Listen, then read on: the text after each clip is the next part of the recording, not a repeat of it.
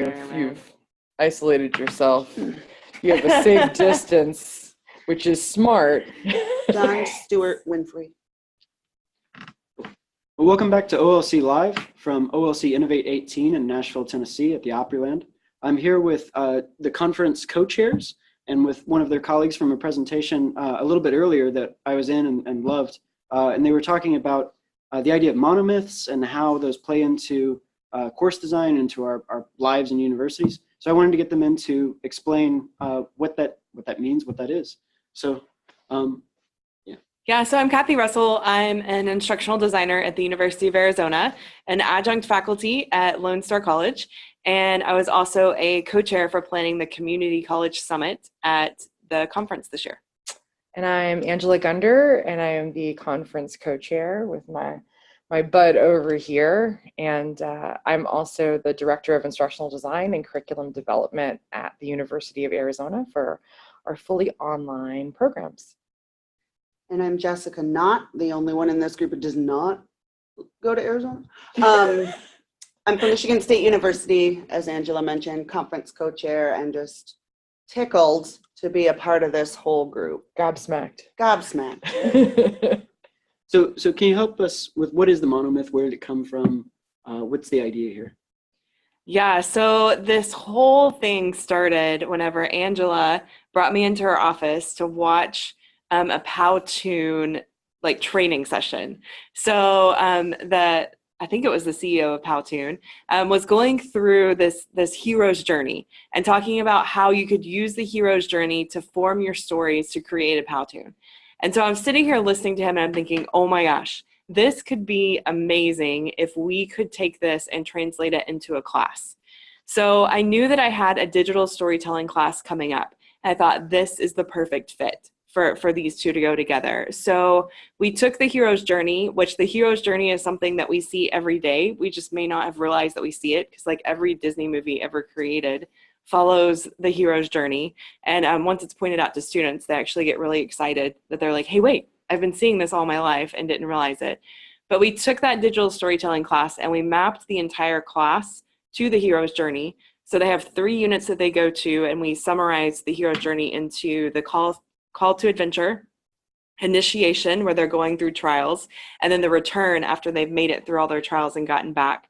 And then there's also specific parts where they are taught the hero's journey, and their final project for that digital story has to follow the hero's journey and how you experience the hero's journey in your work life. And so it's kind of a double whammy hero's journey class to go through all of the fun things. And that's kind of where this journey began. So in a broader look at the monomyth itself, Joseph Campbell, and it was the late 1940s, he wrote a book, The Hero of a Thousand Faces, and he said that some of the greatest stories of our time, and he was looking at a lot of epics, Greek and Roman, but also looked at the Bible and Gilgamesh, said that all of these stories had one defining characteristic. It was that they had heroes within them, and that those heroes moved through 3 different acts. So leaving safety, leaving the comfort of your home and accepting a challenge, that's the departure. You actually going through all of these different tasks to complete these ordeals, and as you're doing them, that you're meeting other folks along the way. There might be other heroes on the journey that can be allies of yours. You'll find enemies. Some of the great characters within the monomyth are like the trickster, so somebody that might present themselves as helpful and they're not, or somebody that might not present themselves as helpful and they are. And all of this culminates in the hero receiving some sort of reward, new knowledge that they are required in the 3rd act in order to be a hero to go back to their community of safety and give back that knowledge and that information. So we obviously saw really strong themes that we thought were compelling within our work, and particularly work that we were doing within the online learning environment. And we decided to say, how can we pair all of these things together and elaborate from there? Yes. So yeah, I got involved in this because of Angela And I've been doing a lot of work in UX and learner experience design, journey mapping and personas, and how do we empathize with students? How do we, help them map journeys through different experiences? How do we help our employees map professional development journeys, et cetera? So when Angela introduced me to this, I immediately got on the internet, ordered these books, the Joseph Campbell, Hero of a Thousand Faces, and then the updated one, Christopher Vogler in 2007, talked about mythic structure for writers, which updated some of the dated things in Joseph Campbell a little bit. He really went through and came up with some new models, tied them to kind of current movies, current stories, looked more through a feminist lens and offered more to women to center themselves in those stories as well. So it all kind of came together. And when we started talking, it's like, oh my gosh, this is so similar. And we're excited about those pieces that we think Christopher Vogler pushed forward, but that we could do more with. We all collectively, women in technology and then women in online leadership, are looking for more ways that we can let emerging leaders know how to tell their stories. We're looking at folks within our community, how we can support advocacy for diversity and inclusion. And there are some amazing things that you can do when you're combining storytelling with this idea that everyone has the propensity to be a hero. When we're combining those pieces, you are supporting a lot of the other movements that are going on that we're a part of too. So we felt that it's been a great umbrella to cover things, or to cover all of these things that we want to hit with the monomyth. I think about your discovery of the anti-hero. Right. Whenever we got into the class, and I'm just the instructional designer on the class, but the professor started teaching this class and started the assignments of, looking at heroes and identifying with a hero and for one of the assignments. And one of our students was like, I don't do heroes. I can't do that. And so she said, okay, well, instead of doing a hero, why don't you find an anti-hero? Because inside of those heroes' journeys, you have both sides, right? So he actually got to identify with that and was really excited about taking on that role, which I also think is humorous, or maybe foreshadowing that he ended up dropping the class. he truly did not accept the call. Right, right. Like, maybe there's something there that if you can't find a hero at all to identify with. But I love all of the media that we have right now. So like Despicable Me and like Deadpool, these are people that like, not a hero, like don't follow me, but they are absolutely helping their fellow mankind, whether they want to or not. They are in it to win it. And I think opening it up in that way and saying, who are you in this journey? And what is your relationship to other people that are also on a journey? And then establishing that in the classroom, however you teach. It's a pretty powerful tool.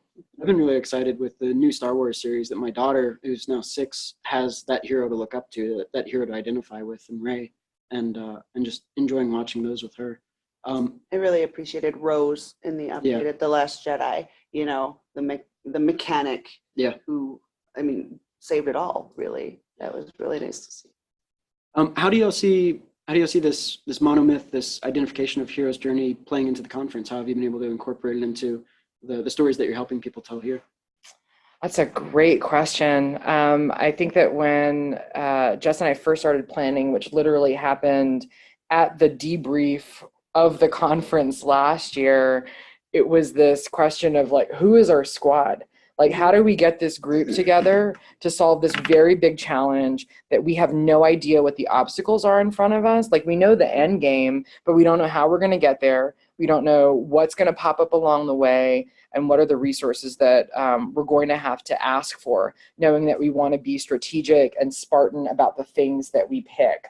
And we had data. We literally had data and the will to try to accomplish all of the things people were asking for in the second iteration. And a network of colleagues that we've come to consider friends. I like to say come to consider because we came to consider them friends in about 2.0 seconds. It was pretty quick, but getting together your group, your team, and saying, we're gonna muscle through this. it's been incredible. And we try to tell that story as much as possible because we have a lot of first timers that come to conferences like these. They come alone. They don't necessarily have other colleagues, and just walking down the hallway, smiling at everybody, especially people that have a first time attendee badge, and saying, what brought you here? What are you doing? What are your challenges at home? That little conversation is usually the spark to all sorts of other bigger connections. And all of those bigger connections that have happened over the past how many years have been the ones that have allowed us to build a conference like this. Ben Scragg's been talking a lot about helping people to be comfortable asking directions, Mm-hmm. both around the conference center because it's enormous, but in their work and in their lives. And I think that was key in building that squad, was inviting people in to ask questions. Have you seen people doing that a little bit more this year? Have you seen people getting more comfortable talking to y'all, asking to participate next year? Oh my gosh, it's insane. This has been such a positive experience. I have made so many new friends. I've found people on Twitter. There are ideas that I have never even considered. And it just seems to be a really open group. I think, they're hearing the narrative, and we've been centering things and like, find your mentor, who's the person who can help shepherd you through. Like I always say, Tanya Justin is kind of my life Sherpa, who are the people that you admire? Find a presenter that you respected or admired, and then ask them a question, and then, seek collaboration. People have been really open to that this year. I haven't seen the hesitancy, and maybe I'm missing it, but I feel like I've met just about everybody here. Yeah. Or I've walked into many rooms where I haven't known any of the folks that were around the tables, and I was really energized by that, because a lot of times we come to conferences as cohorts of connected folks, and we don't necessarily build those connections. We all joke that we're all introverts, which does not always play out on video and on camera, but we truly are when we're in our learning moments and when we're in true conference mode. We isolate and we silo ourselves, and even when it's uncomfortable, I think having those conversations, sitting down with people that you've never met before, and just being like, hey, what brought you here? What are you working at right now? What rock are you trying to push up the hill? Maybe we have a shared rock. I didn't know I was going to talk about shared rocks today, but I did. I had a really good idea. That was really the other thing that I thought has been really, really cool is that Cathy and I are at the University of Arizona. Most of our team is here at this conference. Jess at Michigan State University, most of her team is at this conference. I have not seen these folks too much at the conference because they've all been out in other groups and communities and have been connecting, and that makes my heart so big that it's great in the evenings when we can come together and sort of have a team meeting, but in the day when we're going to different sessions and we're going out there and trying to hear a lot of other voices and ideas that are outside of the spheres that we're usually in, that's the best possible thing that could happen for our team. As you're collecting all these resources, as your team is spread out, gaining all these new ideas, what's your strategy for coming back together when you get back to the U of A and implementing those and sharing those?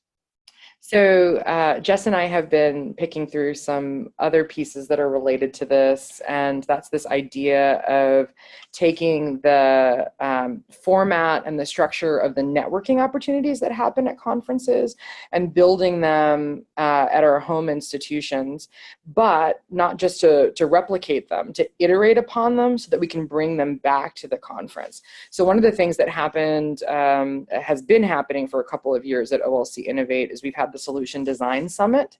And that was an experience that my team said it was hands down the best thing that they ever did at a conference, because it forced them to get together and solve a concrete problem with no other distractions of email and work and all sorts of things like that. So we actually implemented a solution design summit at the University of Arizona that we do once a month. We get into a room, we crowdsource different challenges that are meaningful to us at the time and upvote them beforehand, and come in and use a format of, it's like a edited design thinking process in order to work through challenges. So the great thing is that not only has that been very successful and impactful for us, but we were able to take elements of that to bring to this particular conference to make the Solution Design station a lightweight version and an iterated version, a remixed version of things that we had done in the past. So just that synergy, that bouncing back and forth between I'm learning from the conference and I'm modeling behavior at the conference that I'm then going to take back and then repeat. Yeah. And we model at Michigan State, we model a lot of things out of the innovation lab type, like experimental playtime, gameful problem solving, and just lots of team conversation. So it's been really neat to be here with my team and hear them having conversations with each other. There's one sitting right there. Hey, Dave. But having conversations together about what they're hearing and then bringing that back to me and saying, hey, this is cool.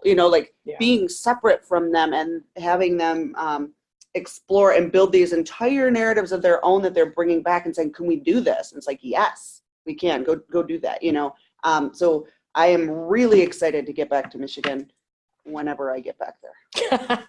One of the things I was thinking about also is that we're in, if we're the questing adventurers and we're out gathering resources for our university, we're also at the same time a squad, of people that meet here and gathering resources from our universities to bring in here. And so we're sort of on multiple quests at once. Mm-hmm.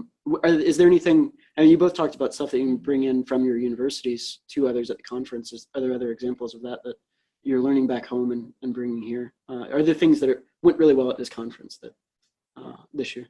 History. You and I are both very interested in EdTech history. And one of the things about the OLC conferences, you're in the room with Chuck Zubin and Patsy Moskal and Mary Nemec and, all of these pioneers, Tony Picciano, like all of these pioneers who wrote the books that we've been reading. Mm-hmm. And that's been really useful in bringing institutional history here as well to kind of compare those different journeys and how history has influenced where we are now and where we are as teams and organizations. So that's one thing I get starstruck every time I'm here. I'm like, you signed my book, like it's in my backpack. So, and storytelling is a big part of that too. Yes. So, you talked about asking for directions. Mm-hmm. Part of that is going up to these folks and always being respectful and deferential of their knowledge and experience, but also acknowledging the fact that they really want to connect with us too, and not feeling like anybody else is different. They've all been in the trenches and they've all done amazing things.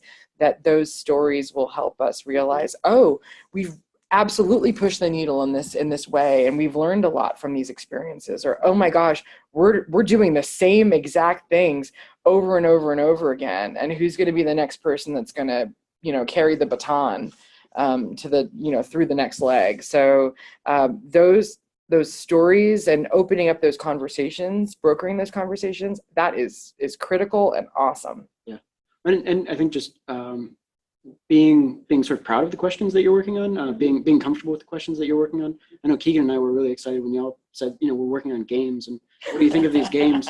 And I'm sure Keegan was, was visibly excited at all times, helping anybody work on anything really. Games last night. Can you tell us a little bit about how you used games to teach the monomyth and how y'all use games today? Yeah, so I got to modify Where in the World is Carmen Sandiego to kind of talk about kind of methods of how we use it, right? So some of the methods would involve things like badging or group work, service learning, interactivity, and how all you get that going. And so it was just a fun way to be able to play a nostalgic game, right, and relive some of those memories in card version now, which was real weird. This is supposed to be on a computer, not on cards, but just have that interactivity to be able to work through some of that. I was honestly in our room exhausted last night, and Angela and Keegan were kind of working on some stuff that they had going on, and Angela's share like, the secret sauce. I'm not sharing anything except that they asked, hey, do you want to play this game? And the first thing I thought was, I want to go to bed.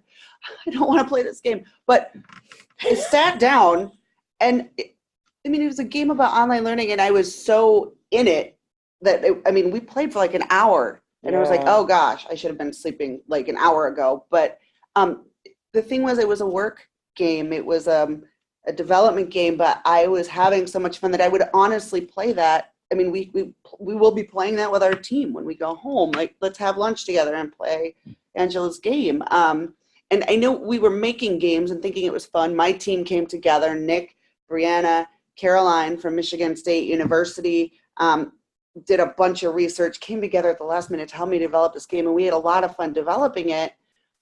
But I lost how fun it is to play it as well until today when I was just sitting at that table and laughing, like, wow, this is fun. And the people around the table were like, I understand the people part of the monomyth now. I get it. It's a really good tool for helping, empathize with others. So Cathy had methods that are supported by the monomyth. Jess talked a lot about the personas that are related within the monomyth, and I took on the pathways. So the paths that are constructed when we're building online courses, when we're moving through online courses as either students or faculty or instructional designers, instructional technology. It'd be fun to do an administrator's one too. I am on that. Yeah, because we had a lot of great conversations. You have these cards that correspond to all of the different ways that you can get messed up in the Oregon Trail. So rather than dysentery, the LMS goes down and things like that. But one of the reflections that came up after we were playing the game, and this was probably only, I don't know, the second or the third time that game had been played through, was that we had resources in front of us that we could play. But how many situations are we in where we don't have the ability to actually play a resource card for things that might be happening? And what are the effects of not being able to play those resources? So I think that came up a lot in Cathy's conversations at the Community College Summit. Yeah. What you were facilitating. So that's totally right on, because our table said, and they gave that actual same analogy, that we felt like we were a Research One institution playing with all of these resources. But what about when you're at a community college and you may not have these particular cards in front of you? Or what if you're in a department that is underfunded and you can't play these cards in front of you? Or what if you're just understaffed and there's not anybody that can enact any of these things? What does it mean to be an administrator to decide how these resources are allocated and who has the ability to dole out those resources when interventions are necessary?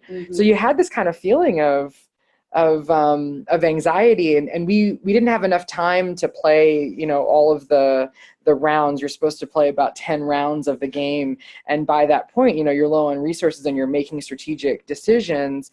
But the most important thing that was achieved was that everybody realized that they were all playing together. It was a cooperative game, and they were looking at who else had the resources. They were communicating, oh, I've got this, so I'll make sure that you're covered when we get to your turn and you're not going to be in any harm or danger.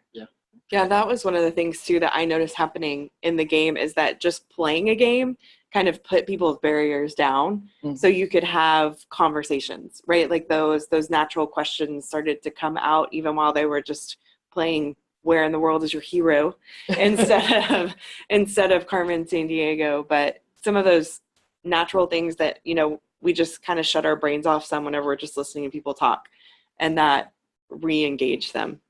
Did you see any of this within the Community College Summit, of this idea of how can we share resources? How can we collaborate between institutions or between groups? I feel like that's one of the biggest things that summit, like that people are desiring out of that summit, right? Like I worked in community colleges until I made it to U of A. And so I remember those feelings of like, I have no money. So many community colleges can't even come because that was the first budget cut item inside of there. So that's something I'd love to see in the future, is us to find ways to reach out to them more, and have that as well. But that is, you kind of feel like you're in this little world trying to do the best you can with not many resources. And so being able to get together, and I think their favorite part every year is just having that table conversation time to be able to say, what are you doing? And what are you doing? And how are you, trying to make all of these things work with these limited amount of resources? Yeah.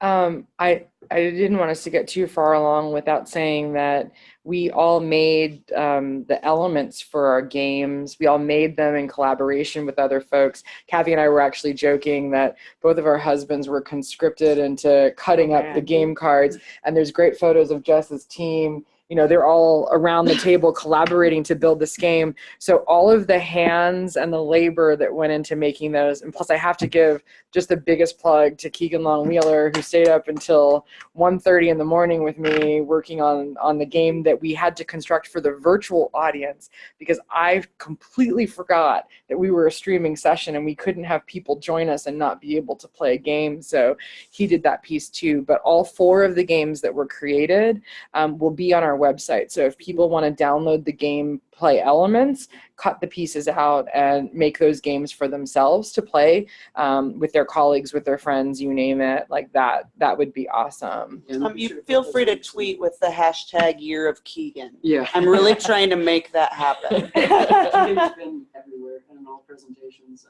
and facilitating everything. And Zen while he's at all of these places. Just tickled. I tried to make him take a break. He's like, but I want to help. It was great. So hashtag Year of Keegan.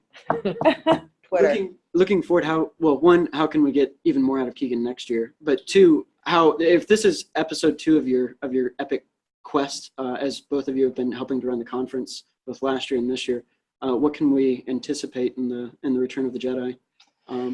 Ooh, that's a big question. In terms of conference or in terms of Monomyth? Both. But yeah, what are you looking forward to for the conference for next year? What are you looking forward to in the development of this Monomyth, both in the conference setting and at your universities and in the classroom? So for the conference, we've amplified some brand new voices. I know that we joke around, Jess and I, about the fact that if we meet somebody at a conference, they might be a first attendee, and the next year after that, they'll be on the steering committee. Yeah. That we have no problem elevating folks. And Jess and I have planned, in order to facilitate those transitions of getting new voices in, to work on outlining what it actually means to have these roles, what are the time requirements, but more importantly, where are the places that you have the latitude to explore, to be creative, while still making sure that everything happens that needs to happen in order for a successful conference to go through. And we're really excited about that. We're going to be working with Frank Tomsick and Clark Shaw Nelson, two powerhouses on OLC steering committees who have had a lot of these different roles, just as Jess and I have, and in putting all of those pieces together, what we'll be able to do is we'll be able to turn things over to folks and let them feel comfortable about assuming these roles and not feeling like they're completely impossible. They can get in and be creative. I know, I just looked up, I was like, is that my buddy Michael Berman? Hey, Angela. Michael Berman is we talked about Tanya Justin being Jess's life Sherpa. That's one of my life Sherpas over there. Ditto. He's just lining them up, Yep. Lining up the mentees. 100%. So that's the conference piece. Then in terms of like our next steps for the Monomyth, we started to talk a little bit about it when you were mentioning the feminist lens, but just this idea of heroes come from all places. There is no one stereotypical hero that we have to be or follow, that we all have the propensity to do it. So we're going to start digging into some of the crazy stuff that Campbell wrote, that we're like, nah, that's not cool, but this is. Loosely coupled. What does a journey look like for a loosely coupled organization that's all on different paths, and how do they intersect and collide? So we're, crazy organizing people. So we have like an entire sheet of research and writing topics categorized, and stay tuned. Yeah.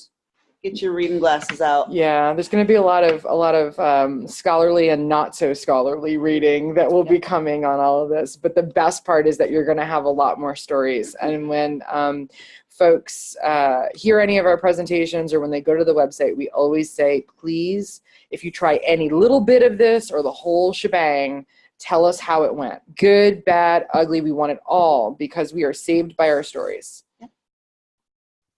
Great. I think that's a really good note to end it on. Yeah, way to take that one right out the door, Angela. Mic drop. Cool. Oh. It's the official mic, man. And scene. Thanks, Dave. That was really helpful and collaborative of you. thank you for joining us on OLC Live. We'll be back in just a couple minutes to wrap up the whole conference. But thank you all for joining us, and good luck getting the conference wrapped up here on the ground.